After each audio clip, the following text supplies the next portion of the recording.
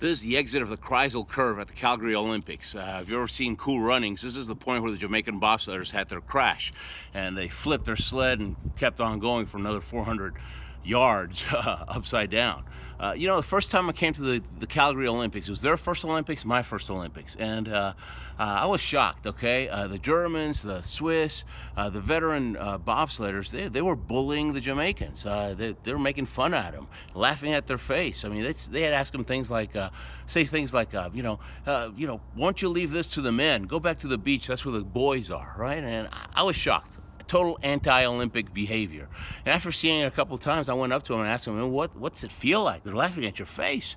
And I'll never forget what they said. They said, hey, we're winners. We intend to get the last laugh. I thought, whoa, these guys are tough. So I kept my eye on them.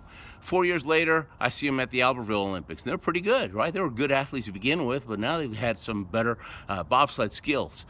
Then at the Salt Lake City Olympics, gosh, they've been at it for 10, 15 years, they're solid. They actually beat one of the U.S. sleds. They got a Disney movie. I mean, they're laughing all the way to the bank. And so what I learned from the Jamaican bobsledders is that average people, and that's most everybody out there, when you tell them about your goals, your dreams, your aspirations, they're going to go through 3 stages. First, they're going to laugh at you.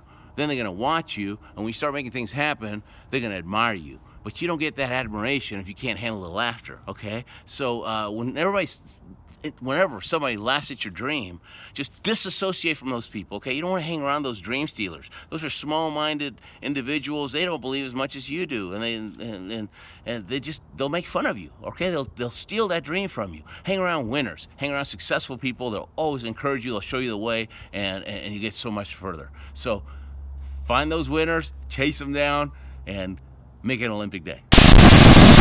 Skills.